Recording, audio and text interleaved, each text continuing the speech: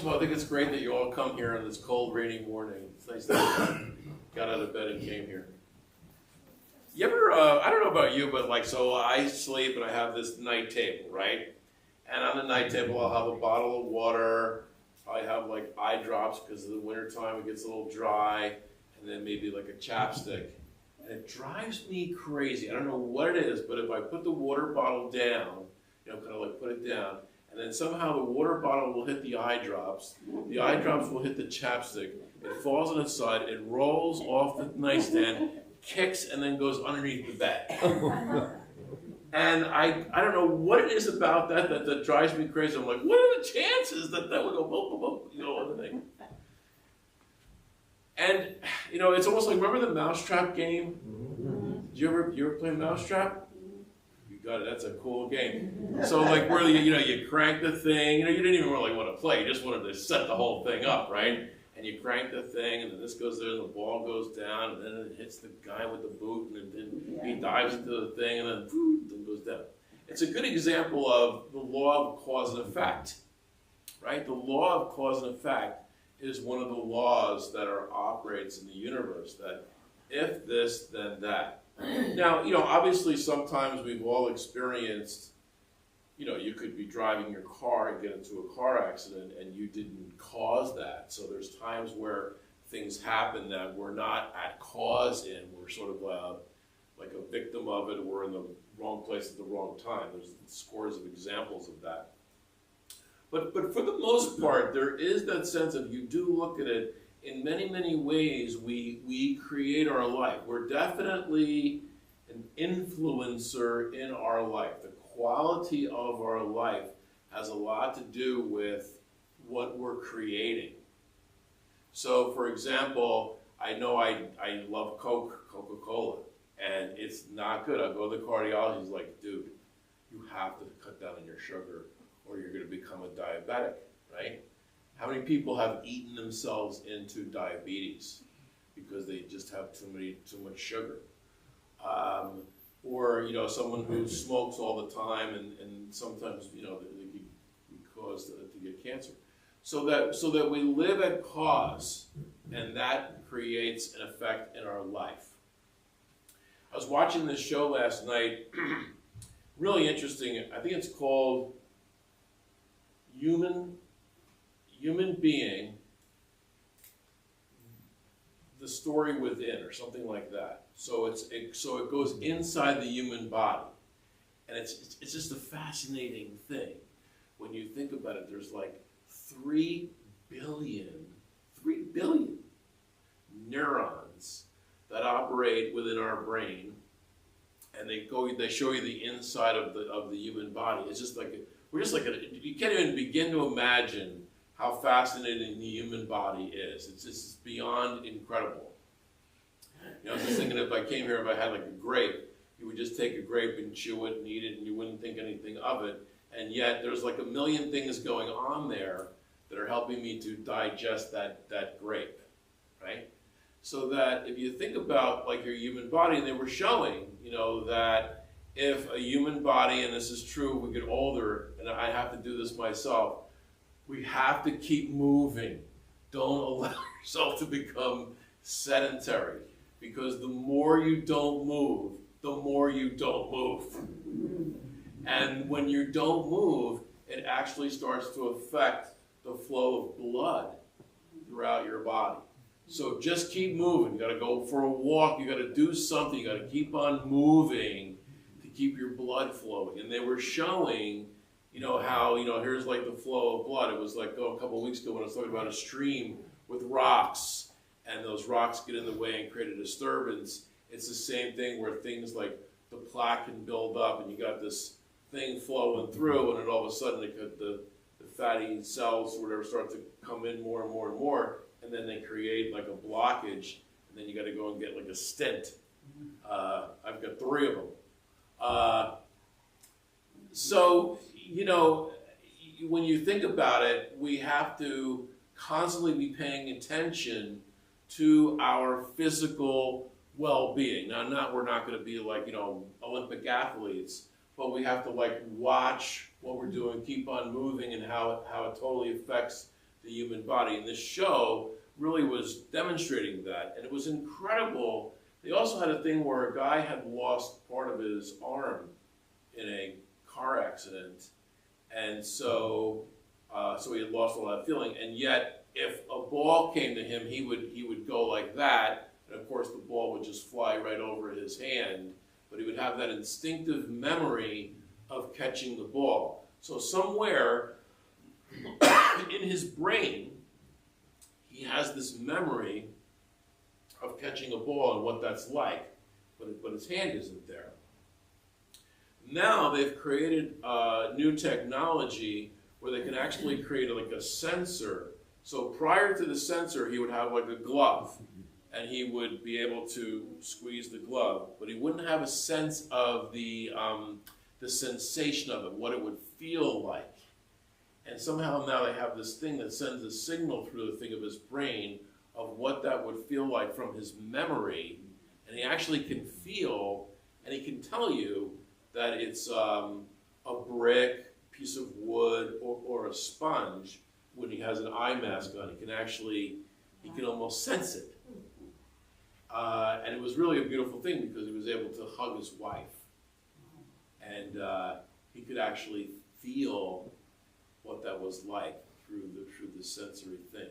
So, what I'm saying to you is this, that who we are in our physicality and in our mind is beyond our wildest comprehension. We are so magnificent, the machine of our body. It's not perfect, right? There are times that it can be faulty, but when you do think about it, it's absolutely amazing.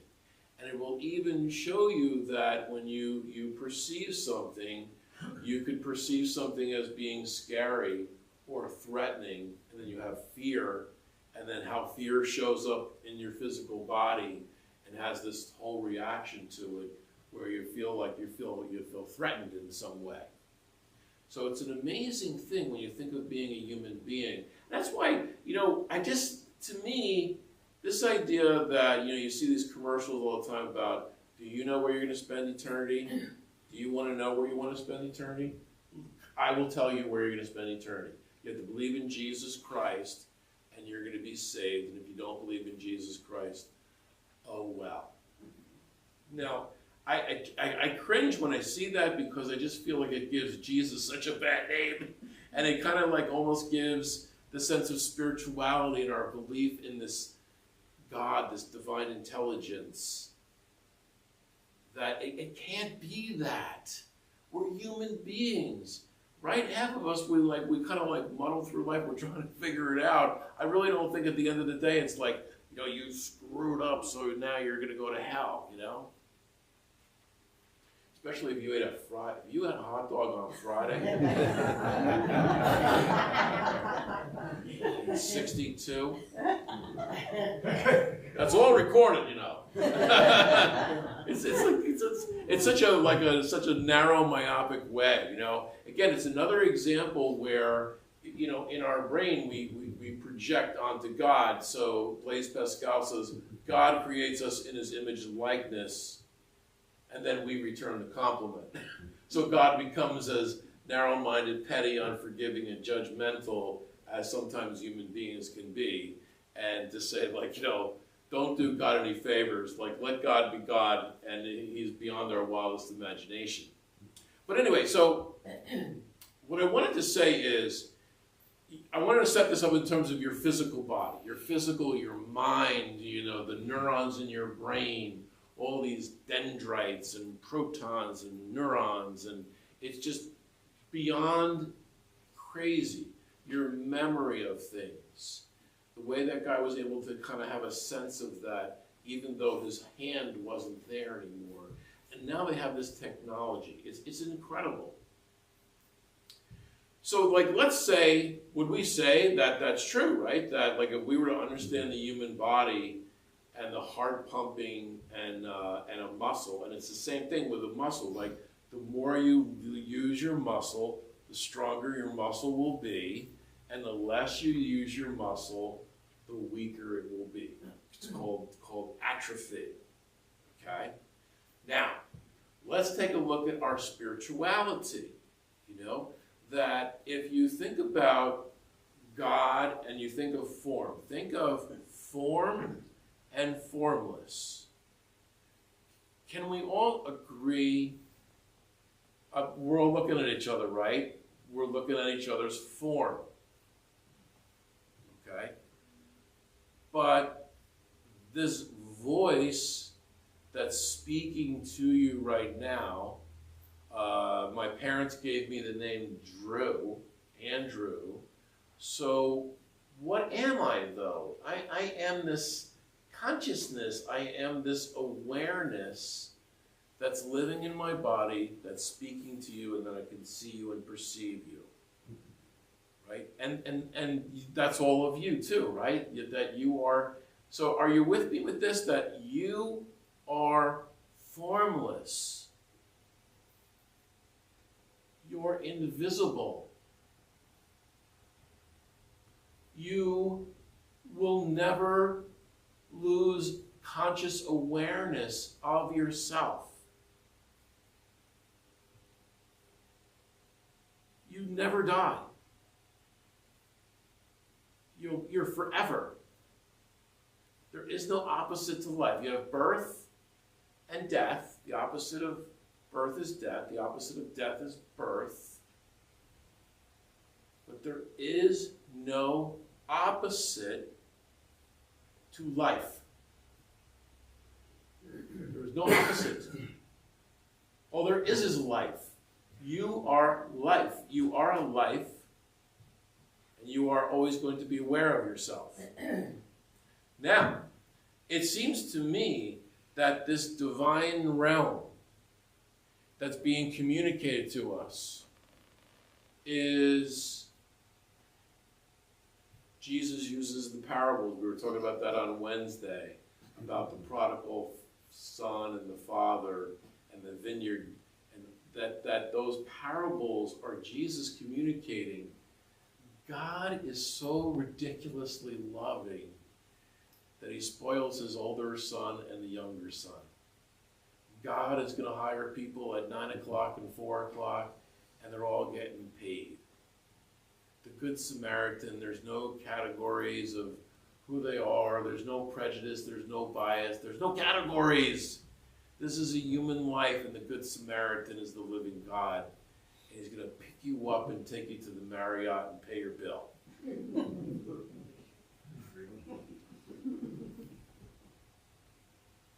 And free breakfast.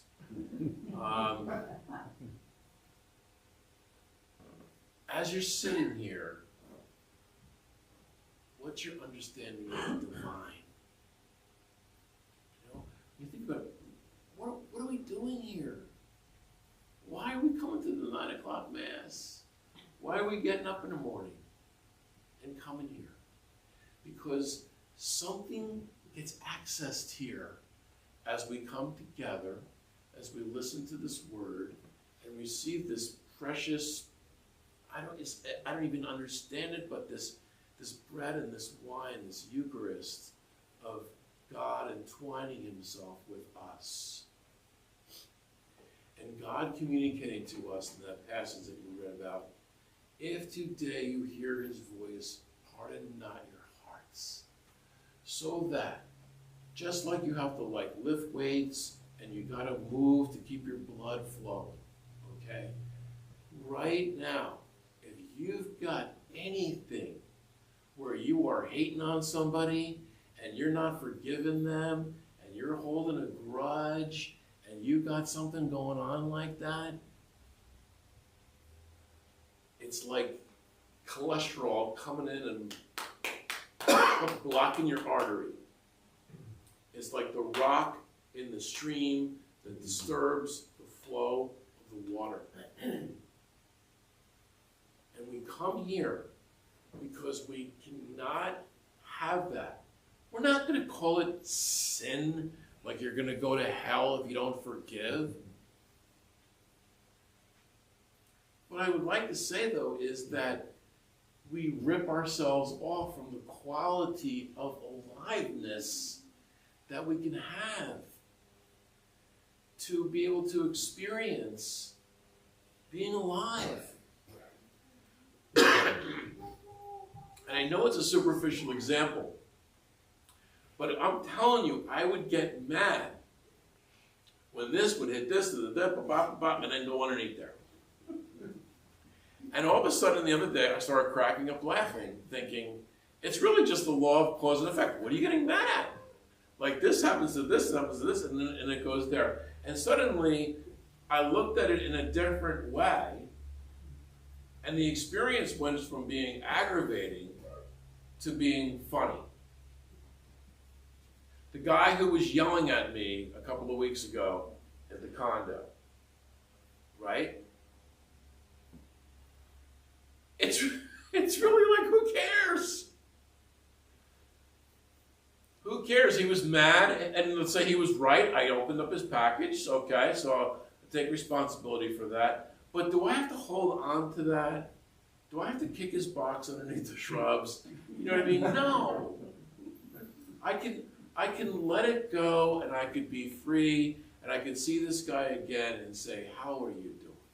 How are you? Now, I don't know. If the guy wants to hate on me for the rest of my life, whatever. I really don't care. I mean, not like I don't care. I mean, like, I think that's another part of spirituality is you don't take things so personally. You know, when they're little, I remember taking Rachel, we'd go to the mall, and I wanted to give her like a hug. She was like, get away from me, you know, kind of a thing, right? And then I said to her, listen, I just want you to know something.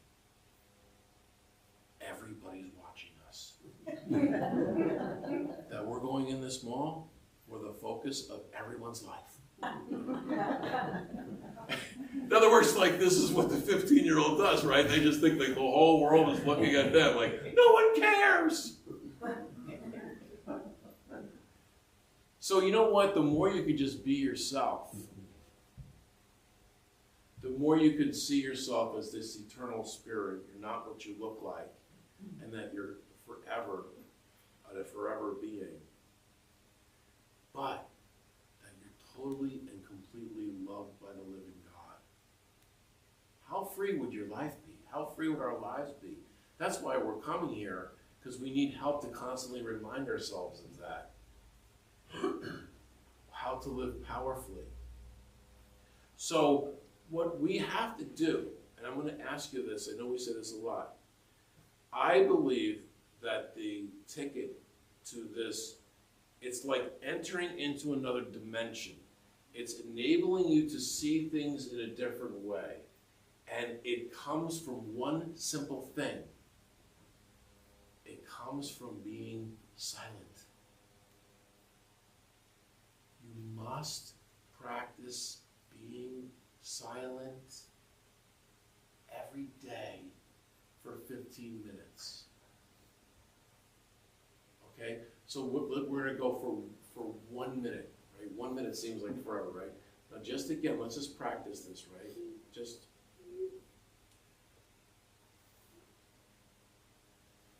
get a sense that you are alive, you're living in your body.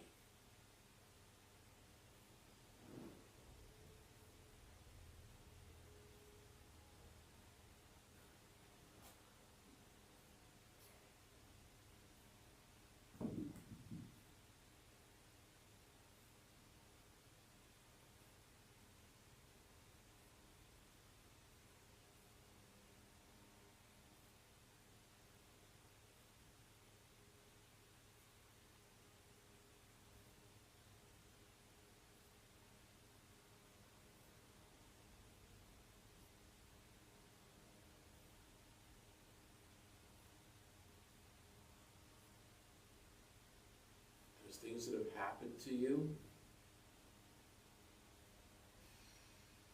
they're not happening right now.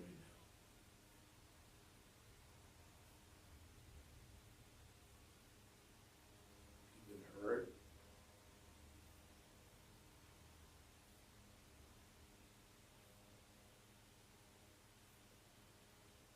It's just part of being alive.